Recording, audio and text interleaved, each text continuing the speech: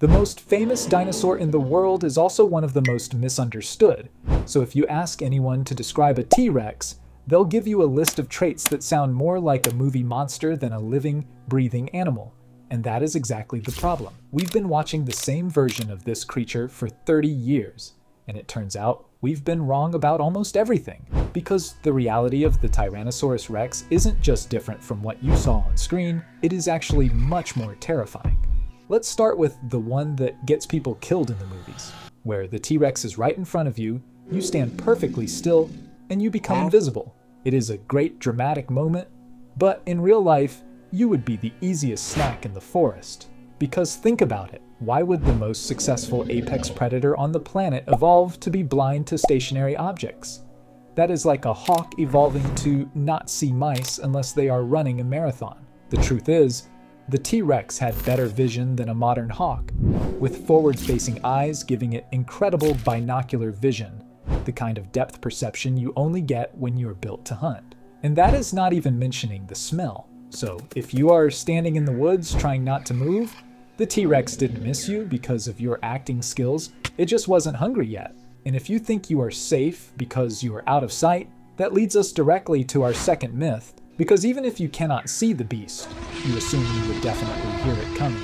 But, well, you would not, because that iconic, bone-chilling roar from the movies is pure Hollywood fiction. Sound designers literally mixed lions, tigers, and elephants to create that noise. But here is the problem with that, because dinosaurs are not mammals, they are the ancestors of birds and cousins to crocodiles, and neither of those animals roars like a lion. The T-Rex likely made low-frequency rumbles, the kind of sound that travels for miles through the ground and vibrates your entire ribcage before you even see the animal. Imagine walking through a forest and feeling your chest start to rattle, since you do not need a loud growl to be terrifying when you can literally make the environment vibrate. And if the sound of the animal is wrong, then the physical perception of the animal is probably just as flawed, which brings us to the most mocked part of its body.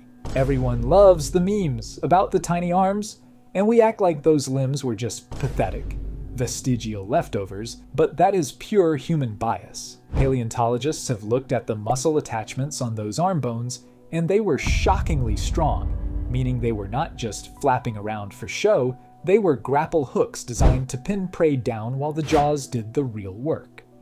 It is easy to mock the arms until you realize they could deadlift a pickup truck, and you definitely do not want those claws digging into you. But while we love to joke about its physique, the biggest lie of all was about how it actually used that body to survive. For years, there was this annoying trend in science where people were desperate to prove the T-Rex was not a hunter at all, arguing it was too slow, too heavy, and that it was basically just a giant prehistoric vulture that only ate roadkill. It is such a bizarre take. Because why would nature evolve the most powerful bite force of any land animal in history, a force capable of crushing solid bone into powder, just so you could spend your weekends looking for rotting carcasses? That is like buying a tank just to deliver the morning paper. It is complete overkill. Could they scavenge? Sure, nature is not picky, and free food is free food, but the T-Rex was an apex killer designed to end fights before they even started.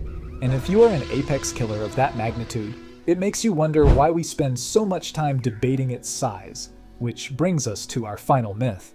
We treat the T-Rex like it was the undisputed heavyweight champion of the world, and look, it was a massive animal, but if we are talking about pure tip-to-tail length, it actually had competition. The Giganotosaurus and Spinosaurus were, on paper, longer, but here is the real irony, because we obsess over the T-Rex because it is the king of our pop culture.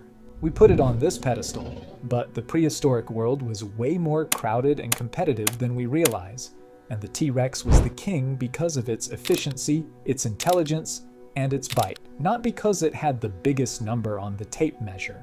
It is just wild how much our perception of history shifts once you stop taking movie science for granted.